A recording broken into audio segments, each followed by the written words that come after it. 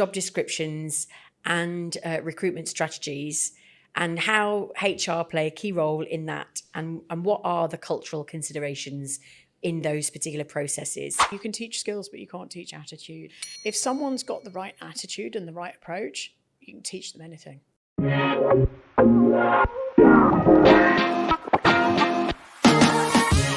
So thank you for joining us for today's podcast.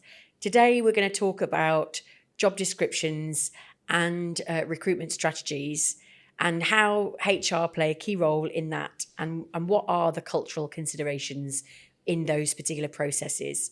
So let's assume, Sarah, that we've got a vacancy that needs filling. So the hiring manager has notified HR, this is a vacancy that I need filling. What's the steps that we should follow? I will take some things as read here, that, there is a manpower guide, that it is approved and everything, and what have you, rather than getting into the nitty gritty of all of that. One of the key things that we need to start off with is making sure that we understand what job we're actually hiring for. And that is not just from the manager's perspective, but also like the department manager's perspective, but also from the recruitment manager or the talent acquisition side of things. So looking at what we would consider to be called a job description, which is a very familiar term to the majority of people, but it's basically just a document that describes what a job is. So it should have some key information in there around what the name of the job is, who they are reporting to, a version control of that job description as well, to make sure that everybody's singing off the same song sheet.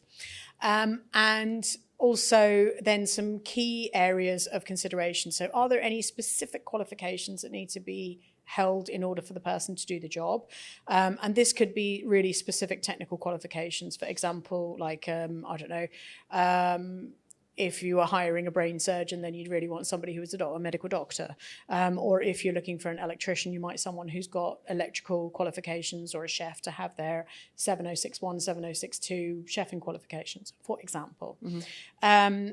For others, it may be more general, that they just need a degree qualification in any subject, or business management, or something or other. It depends role to role. So looking at the qualifications, then we need to look at things like the competencies, and actually what are the tasks that people are going to be doing. Now, if I was writing one from scratch, and hopefully most companies will have, especially if this is a vacancy that is not a new job, so it's one that's been in existence, somebody will have been doing the job already, so you will know what the tasks are, and you can define, this is task number 1 for the job, task number 2. One of the key things, and this is something that you mentioned to me earlier, that we need to remember when we're bringing up job descriptions and reviewing job descriptions, is to make sure that we're reviewing it for the job that we want done, not the job that's been done. And to be very specific on that. So as we know, we look for individuals, well, I say we. Generally, there is a requirement to look for individuals who use their initiative, who will do more than the bare minimum in their work, which means that they often take on tasks and responsibilities that aren't actually necessarily related to the job that they're doing, or slightly outside of that remit. So we need to make sure when we're doing the job description, we do for the job that needs to be done, rather than what the last person was doing, okay? Once you've built your tasks and sort of specific requirements for the role in terms of what needs to be done, you can then define how that needs to be done, and also any management level responsibilities, if it is at that level, do they have any authorizations for proving things or anything like this. One of the things that needs to be considered as well, and this is something that's very prevalent in environments like working in the UK and the US, is putting in elements around what are the physical requirements of the job. And I know that sounds like a little bit, okay, but isn't that the tasks? No, we're talking about what does that person need to be able to do, i.e. if it is an engineering maintenance job, to define that this person needs to be able to stand for 5 or 6 hours, or carry at least 1 kilo or 2 kilos, lifting heavy loads and things like this, because that all defines the type of person that you might be recruiting for. Does that answer your question with regards to that? Yeah, I think I remember once being told to think about KSA, which is knowledge, skill, and attitude. Yep. So what's the knowledge they need for the job? What are the skills? As you mentioned, maybe the physicality needs to be mentioned in the job description. So that they can do the job, and attitude, what are the behaviors that we want to see in this individual? I think if you think about those three key areas, then you'll probably come up with quite a good job description. Yeah. I mean, I generally look at job descriptions as kind of like a shopping list of must-haves and nice-to-haves. Yeah. And sort of prioritize it that way. It's like, must have butter, eggs, milk, and sugar. Okay, they must have this qualification because it's this job, but it would be nice if they had that one as well. And it goes with the old adage as well, with your reflection there about attitude, is that you can teach skills, but you can't teach attitude. Yeah. So, and it is quite difficult to quantify somebody's attitude and behavior and actually sort of document it and say, well, this person's like this. Well, they're always, keen to help, or they're always using their initiative or something or other. And it's really quite difficult to actually, it's not a tangible skill that you can like go, well, yes, because they did this, it means that. But the one thing I always think about is that attitude element. And for me, unless there are any critical qualifications, if someone's got the right attitude and the right approach, you can teach them anything. Yeah. You can really teach them anything. I think the attitude for me is measured when we come to the interview stage in terms of, asking behavioural competency-based questions. Tell me about a time where you faced this challenging situation with a client. You can then determine how well, for example, somebody performs under pressure. Yeah. And that really gives you a good measure of like that particular element of their behaviour and their attitude. Yeah. One of the things about behavioural, or the reason that I like using behavioural interviews particularly, and I tend to rely on this more than necessarily reading what's written on somebody's CV, and I'm really bad, and I apologise to applicants for this, but when an individual puts on their CV their personal profile, for example, I don't spend any time looking at that, and we're digressing slightly from the job descriptions element, but that's not unusual for us. If you follow our podcast, you'll notice we digress quite a lot. But going back to my point, which has just run out of my head, but so looking at that, I tend to use behavioural interviews, and I would do I much prefer doing a telephone interview than a face-to-face interview, because I'm personally, and even a Zoom interview, cameras off, absolutely. And I know that sounds like a weird thing to say. I'm not for a final interview for obvious reasons, okay? But if I'm a first interviewer or first screening interviewer, I get more from a telephone interview than I do from a face-to-face interview or whatever, because, and this is why I hate doing this type of thing, I'm worried about what I look like, or where my hands are, or how I'm sitting, or this, and this. And I'm not 100% focusing on what that person's saying to me. I'm thinking about, are they trying to read my handwriting upside down to see what notes I'm taking, right? Because that's how my brain works. But I'm not focused 100% on what they're saying. Whereas if it's a telephone call, the only message you have is what's coming through the phone. So, and as we know about, communication, it's something like 75, 25%. 25% is verbal and 75% is non-verbal. So if you remove the 75%, you can focus on the 25%. And there's an awful lot of nuances that you can pick up from people with what they're saying and how they're saying things. And the don't start analysing this now. The pauses they make in between sentences, and the way the words they use, or the formulations, or whether they're reading something, it's scripted, or that kind of thing. So I find I can get better responses, better results from people. And I've done far too many interviews to even think about counting them. But with the years' experience that I've got, I have a very good understanding of people, and I trust my gut instinct that when I'm doing an interview with somebody and having that conversation, if I get a good feeling, I get a good feeling. And if I don't, I don't. And if I can't say why one way or the other, then it's a no, because there's something that's telling me that it's not right. So coming back to the attitude, that for me is absolutely, and that's the behavioural interview side of things. So I want to pick your brains about this now and look at it from a cultural perspective. In terms of the cultural intelligence aspect of writing job descriptions, what needs to be considered? Well, we definitely need to make sure that we're inclusive and we're not breaking any of the kind of discrimination law around, not being equitable to gender, race, or age, or people of determination. So when we're writing a job description, it's not okay to say we're looking for a female from India, because you're then being too specific and excluding numerous other people from actually applying for the role. Just to clarify, there are times when you can say that, but generally it's not advisable. So it is, and I'm pitching in on this one, sorry. But for example, if you are looking for a specific job where it must only be female, and I give the example of a maternity unit in the UAE, then you can be that specific. But if it is for a coffee shop worker, for example, no. Yeah, so for certain legal reasons, there would be it would be okay to say that you needed a certain gender and so on. But in most cases, as you mentioned there, like if it's a coffee shop worker, you can't be that specific. You do need to make sure that it's a much broader job description. And yet we still see malpractice in that, unfortunately. So, but it may be because people don't know that it is illegal to kind of put those stipulations on the job description. So it is actually, it has actually been illegal for a long time. It's just been buried in legislation. It's now more clear in the new labour law that it is actually absolutely categorically illegal to discriminate. At the moment, though, there are those hangers on to the old legislation, or the unwritten rules, as it were. And there's also the, which is an amusing mindset that I come across quite often, but everybody does it, so it must be okay. Yeah. I'm like, there's lots of people that steal things and they're all in prison, but does that make it okay or not?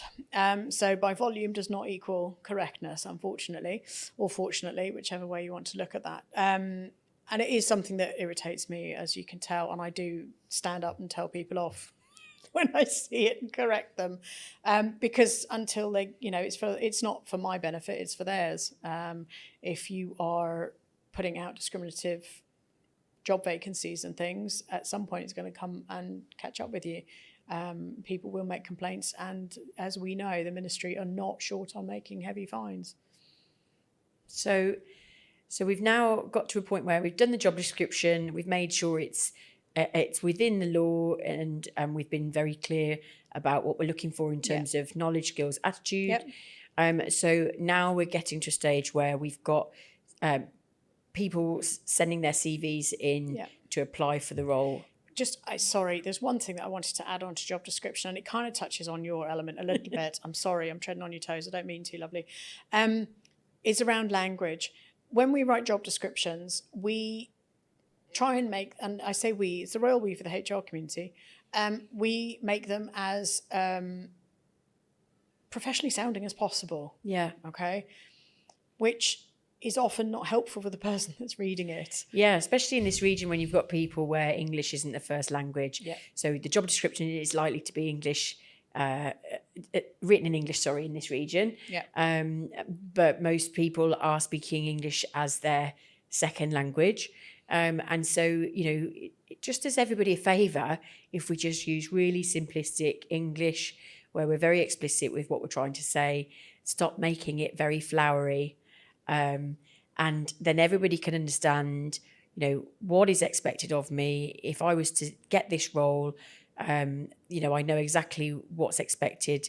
And as you said earlier, when we were talking about this off air, that's what they're signing in terms of their contract, what they're adhering to in terms of, saying, yes, I will do this. So it's important that if we're signing something, we actually understand what we're signing for. Yeah, absolutely. And it then leads into, if people don't understand what you're asking them to do, and this, feeds into your cultural intelligence and communication side of things, aside from that, if you're giving them a piece of paper that they just blindly sign, that you're then going to hold them accountable to, we will come on to talk about performance management in future sessions, stay tuned. It all feeds into that, and you're just setting people up for failure. You're not helping them achieve things. So, if you want them to make a black coffee every day, tell them I want a black coffee every day, not I want an espresso with this and da-da-da-da-da, it just is too complex. So that's just my little bugbear, sorry. One of many. Okay, so now we've got a very simplistically written job description, and we've started receiving the CVs. So what should we be thinking about then now at this stage? So with CVs, it depends how we're posting the vacancies and where we're posting the vacancies, okay?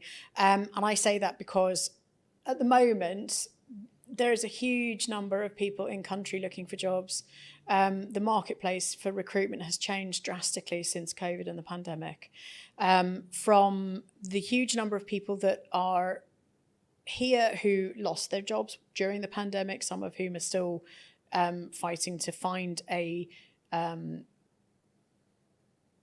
supportive job in that respect. Many people took positions that were less or lower paid because just to get some money in, and you know, they need to get to a position where they can support their families again and what have you. But you've also got a large number of people coming from multiple countries around the world into the UAE looking for a job. So they're not doing their research before they are doing their research, but they're not doing their job hunt before they arrive. They're not coming to do an interview and then stay. They are literally coming with their life savings in their pockets to stay in a hotel or you know, rent an apartment until they find a position. And that's from multiple different countries. So you've got a massive pool of people. Unless there is something really, really technically specific, personally, I would be recommending to use LinkedIn and posting it on there, looking at some of the other job portals. Yes, they've sort of fallen out of favor over recent years, I think. One of the things that people forget about this part of the world is Facebook is king. Facebook, Instagram, Snapchat are the tools and methodology for finding talent. It's not something that generally from the UK and what have you that we would use. We would use the Common Garden online job boards and post it on there and, you know, expect to receive applications through that. Here it's quite different from that aspect, and it's partially because of the different nationalities we're dealing with, as well as the age and technology moving on. So looking at those, when we receive the CVs, and again, it comes down to thinking about the way that we post and the way that we gather the CVs. There are a lot of, because there's so many applicants, people are reluctant to put job postings up and share by emails and things. So they want to use maybe their company's job portal, something which has a system called an applicant tracking system attached to it. Now, this is fabulous and it's not fabulous. As with everything, there's two sides. I shall explain. It's fabulous for employers because the system automatically screens CVs, and it will say, has this person got a degree, yes or no? And if the answer is no, it goes into the reject pile, and if the answer is yes, it goes in and moves on to the next question. It's black and white. Why? Which is efficient for this region, because if you look on LinkedIn, sometimes you'll see like there's over 1,000 applicants for a role.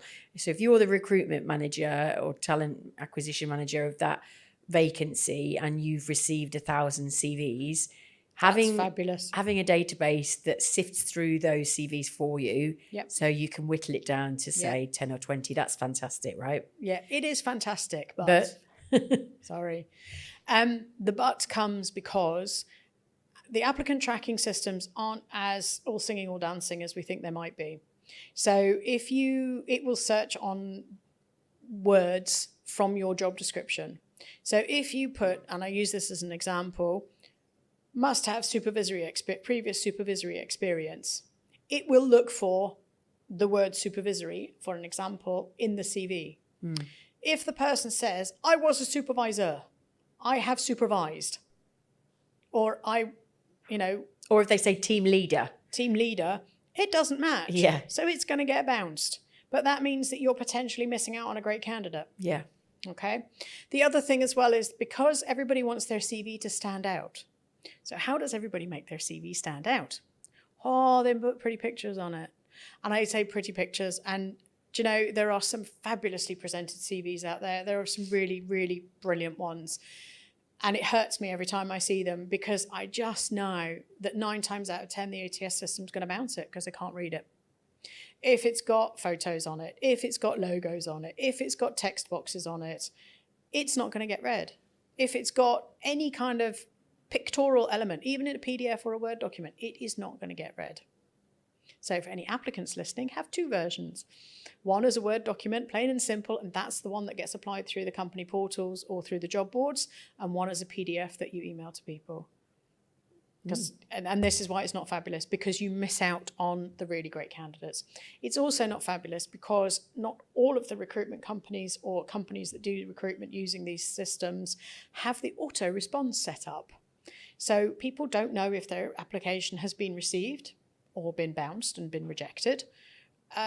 And there is an awful lot of what is classified as ghosting going on, where people are just not being replied to. And it's a real shame. I've been on the receiving end of it myself, and it's really quite horrible. So it's, this is where those systems are great, but they're not great. Okay, so we've now got to a point where the system has whittled down 10 applicants, for example. Whether they're the right or wrong ones now, we don't know. We'll trust the system for now. We'll say the system on this occasion did a good job. Yeah. And those individuals, those CVs are going to be handed to the hiring manager to review, to decide which individuals that they're going to interview. So we've decided we're not going to interview all 10. We only want to interview about, I'd look for 50%. Yeah. About five CVs. So what do we now need to be thinking about in terms of the process? Or one of the things that I always recommend to do and have done effectively in my career is to hold, before the CVs are actually handed over to the recruitment manager, the department manager, so to speak, is for HR to actually do a pre-screen, quick telephone call. Doesn't need to take more than 10 or 15 minutes, just to confirm the details on the CV are correct, to ascertain that the person would be interested in the position that we're offering and the salary and benefits that we're offering. Because if they're not, and you go through the whole interview process, that's a waste of everybody's time. Yeah. So it also gives you a chance to talk about the company that you're working for and that you're recruiting for. Don't forget, it's a two-way street. You've got to sell your company as much as that applicant is selling themselves.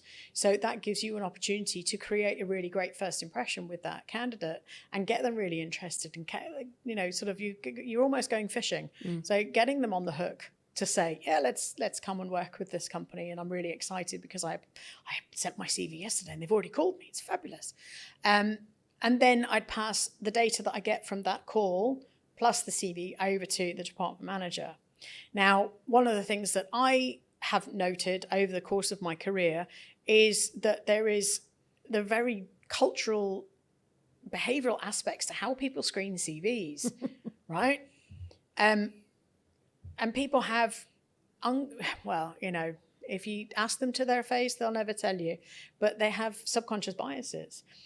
From your expertise of cultural intelligence and leadership, what advice can you give to overcome those barriers?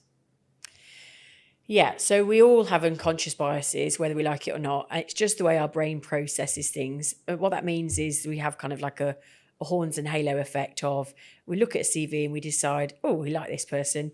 And it's usually because, I don't know, they look nice to you in the photo. And it might be because they have, a name that sounds similar to the names that you would be familiar with from your home country, for example. It might be that you're impressed because you've seen, the university where they were educated, for example. It could be anything on the CV that forms a bias that, makes you think that this person is potentially a good candidate. And I guess another word for a bias there, just with the examples you've given, is almost a relationship. So it almost builds an immediate connection to that person. So it's not that you are actively saying, I'm only taking this person because, it's that connection of knowing and of comfort, of that comfort zone of that. Yeah. So, so it's that kind of whole halos thing of, this person's like me and therefore I think I'm going to get on with them, and so therefore I think they'd be a perfect fit. The opposite of that is we look at a CV, we don't like what we see in the picture, we I don't know, we can't pronounce the name, we've never heard it before, and they've universitied somewhere else in the world, and it's in a place, or they're from a country we're not familiar with, and that can then cause us to immediately have a bias against that person, where we then say, I'm not sure, like, especially if you've got a halo CV sat next to a Horns CV, if you like, you may then think, well, I'll push this person through, but I won't push that other person through. So to avoid that, one of the things that the recruitment team can do is provide the hiring manager with a really basic, more simplistic version of the CV. Strip out all of those things that are potentially going to cause biases.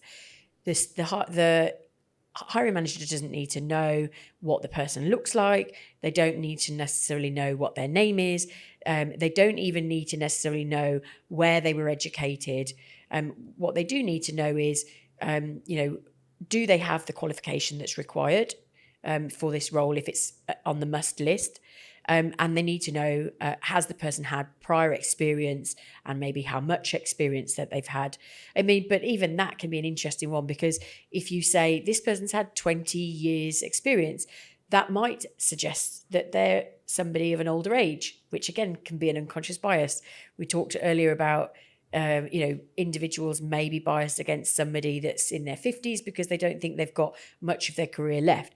There also might be the opposite end of that, where somebody only shows 2 years experience on their CV, and you may think, okay, well, this person is clearly a school leaver and therefore they won't have any knowledge, and which I'm not saying that I think that, I'm just giving you examples of how people might think. So we have to be really careful in the level of information that we provide to the hiring manager to make sure that we can kind of, as much as possible, remove any of those unconscious biases. So we're just giving them the key elements that they need to understand from the CV to then decide, okay, let's proceed this one or not. Yeah. Okay, well, that's really good advice. And I have to say, it's advice that I have taken in the past myself. Long before we met, I implemented this, and I relayed the story to you earlier, I think. And the response that I got from the hiring manager at that time was, how am I supposed to choose? And my response was, exactly. Because I was aware of his unconscious bias towards the type of candidates that he was hiring.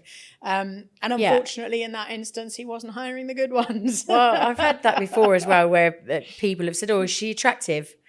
Yeah. And I'm like, what is that? What has that even got to do with the job? Yeah. Like, it's not about, somebody's appearance. It's, are they skilled? Do they have the knowledge?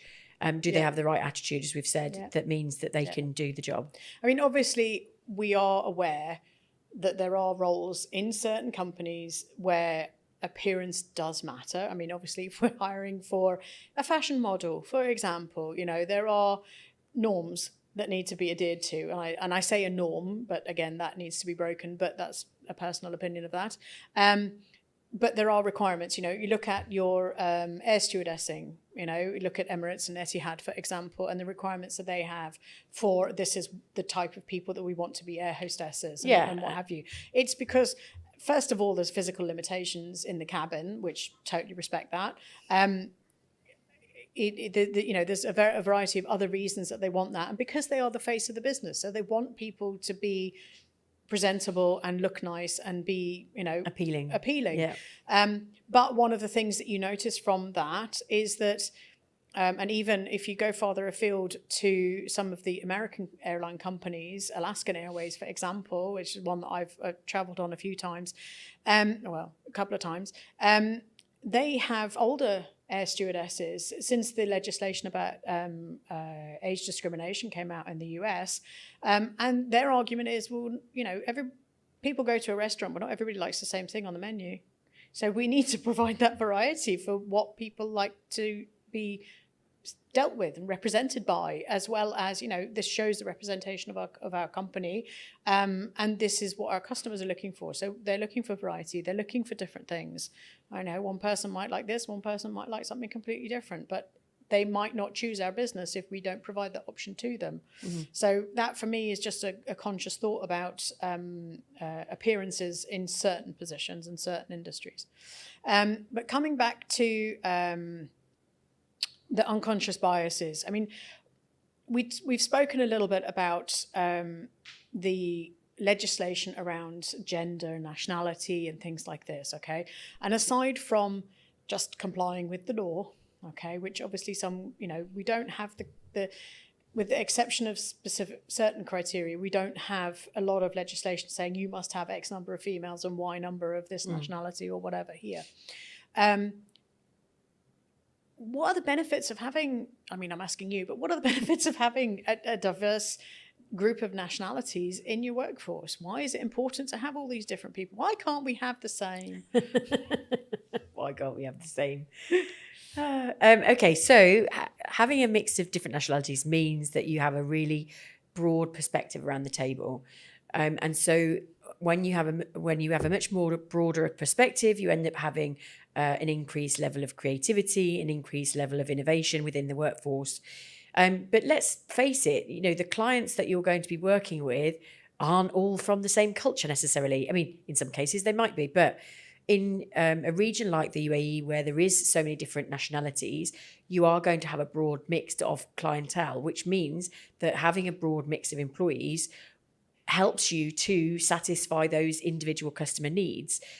What one culture, I was actually listening to something this morning on the way here that suggested that, what one culture perceives as good customer service is entirely different in another culture. Yes. And so having somebody from all of the different cultures represented within your organization means that you hopefully will be able to meet those requirements, that broad perspective of clients that you're going to be working with. And because obviously, I mean, every business has clients to a certain degree, but not every department within a business faces those clients. So where you've got a department that might not be customer facing or client facing, let's say, is directly, let's say, I don't know, accounts or engineering, for example, something like this. Why can't they all be the same? Or why is it beneficial to have the variety in that type of environment? Well, just... Sorry, I'm putting you on the spot, but because, we were talking about client-facing, customer-facing, like the air stewardesses and, when you're in a restaurant and things and you've got, we're talking about menus, everybody chooses something different. But so you're being able to show, here's the variety of team we have, which matches the variety of clients we have. Fabulous. That's for the sort of public side of the business. But often there's a lot of businesses. I mean, look at retail, okay? If we look at some of the big retail companies here that have tens of thousands of employees, but there's so many that work in the warehouse, that work in logistics, that work in the back office in, purchasing, that work in product development, okay? They don't actually meet the customers. So it doesn't matter, does it? Like if the whole of product development is of one culture or one nationality, or logistics is all of a different national. I mean, how is that going to impact the business? Well, in terms of there's kind of one viewpoint, then there's just one thought process, there's one narrative. You can create then silos within the organization where you've got this particular department is only of this nationality and this particular department is only of this nationality. And so how are they then, conducting internal business with one another? Are they being effective, or are we kind of now getting to a place where we're stuck in our ways because we only represent one, we have that kind of tunnel vision of this is how we do things and this is the right way of doing things, your way is the wrong way. Whereas actually if you have a broader mix of people, then people tend to be more open to different ways of working, different ways of thinking, and that collaboration can ultimately, improve productivity within the workplace. Okay. Yeah, I mean, that's very valid points. And you saying that there about, this is how we do it and it's always been done this way. And yeah, absolutely. I've been there. I've bought the T-shirts. It's very, very common and not just in this region, but in from my expertise back in the UK as well, it's common there. So looking to bring diversity will break that mold and will develop things. How can you convince someone who sits there and goes, yes, but I just want to have this nationality because we all talk the same language, we communicate well together, the jobs get done to the level required, and there's no issues, no drama. Why do I need to bring a different person in? Like, how can you remove that? Because, I mean, I've been in that situation and I know how I approached it. I sat there and sort of had the conversation of, well, why?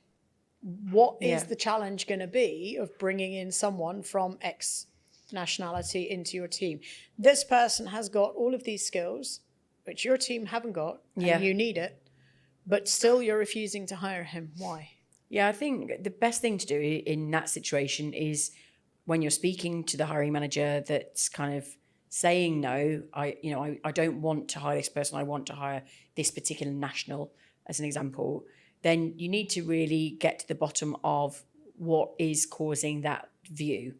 Like, what are their objections from hiring somebody from a different nationality that looks and sounds different to the rest of the team, so that you can then address those challenges one by one. Just because if you just say, well, just because it's good, it isn't value enough for them. So you'd need to like really dig deep into what's their why are they so opposed to, and then think about how you might then respond to those particular challenges. Okay. I think this is something that we can talk at length about. One of the things that once we've narrowed down our selection of CVs, so we've screened down to our 5 and we've handed them over and we've taken all identifying marks off the CV, so to speak, so it's a blank, like for like comparison. What skills are there, or what tools are there that we can use to assess a cultural fit into a company? Well, I think the first thing I would think about is if we've taken all of those things out of a CV and then we've now said to the hiring manager, right, you've got 5 interviews scheduled. When that person walks into the room, if we've taken the information out of the CV, they're going to, be faced with those unconscious biases. Yep. The person's appearance or the mannerisms of the person or the person's name or so all of those things that we try to at least just get the candidate in front of the hiring manager, which we've now achieved, can still then be reversed because those unconscious biases are then now coming out in the interview instead, rather than with the piece of paper in front of them. So we need to be thinking about how can we educate the hiring manager so that they are more open to hiring in a diverse workforce that don't look like them or sound like them, and making them more aware of what are your unconscious biases, where do they come from, what are those assumptions and beliefs that you have, and is there any truth in them or not? Because sometimes you can be educated in a certain way growing up as a child, and then what you're taught either by your school or your parents, you've taken for read. And it's only then, like, for example, when you move from your own country to a foreign country, where you then go, oh, and you start to question some of the things that you were educated and recognize that you have been misinformed. And so I think it's important to kind of understand what are those biases and how can we re-educate you to move away from those negative assumptions that you're making about certain people. We can do that by doing a cultural intelligence assessment with the individual, where we then look at what are your cultural values, how do they play out, but also how culturally intelligent are you right now? So how motivated are you to work with other cultures? What knowledge do you have about other cultures? What strategies do you put in place when you're working with other cultures? And then how do you make that an actionable behaviour in a scenario like an interview? And when we've then measured people against those 4 attributes, we can then see, well, where do we need to do the work with them? Where do we need to implement training so that we can make them more competent when it comes to working with other cultures? And that would need to be done on both sides. So that would be from the hiring manager as well as the candidates. I think, well, we probably wouldn't invest in the candidate until we'd got them on board. I suppose you could use the cultural intelligence assessment in terms of assessing, what is their cultural intelligence level right now? Are they somebody that works well with a variety of different cultures? If the assessment shows they're very low in their cultural intelligence, you might recognise then, okay, well, you're not going to be a great fit for this organisation because you're not going to work well with people from different cultures. You could also use it to understand what somebody's cultural values are and how do they align with the rest of the team. But I don't necessarily think we want to then disqualify somebody just because their cultural values maybe don't align with the team. We just need to then use that information. If we think that the candidate is a good fit, we need to use that information to say, okay, we acknowledge that they do have a different set of cultural values, but we're going to come up with a plan about how you're going to be able to work effectively together as a team. Okay. Okay, so we've covered quite a lot with regards to the setting up the job descriptions, the recruitment strategies, we've touched on the processes from behind the scenes, as it were, CV structure and things, as well as the interviewing and biases and the cultural intelligence around that. Are there any other key elements that you think we should be addressing? When we are bringing on somebody on board, it is important to think about what are their what are their cultural values and how is that going to play out in the workplace? What things do we need to consider in terms of the way that they behave, or even elements like what are their religious values and how are we going to accommodate them in the workplace? If you bring on somebody that's Muslim, are you equipped to? I mean, you should be, because it's a legal requirement. But, do you have that breakout space for a female? Do you have a prayer space? Are those the sort of things that you've been thinking about? If you're a predominantly, UK-centric organisation here in the UAE, who have now had to start taking on Emiratis because of Emiratisation, you may not have bothered to put those other things in place, rightly or wrongly. And so those are things that you would start to have to think about. Yeah, absolutely. And I think, employee onboarding is such a critical subject to talk about, and it can be done really, really well, and it can also be done really badly. And we both had experience of both of those sides of it. And I think that's something we can come on to in the next episode that we have. Yeah. So I think it's a pertinent time. Let's draw a close to our conversation today. So thank you very much for hosting, Emma. It's been an absolute pleasure to speak with you today, and look forward to catching up with you next time in the next exciting adventure of our podcast. Yeah. Thanks.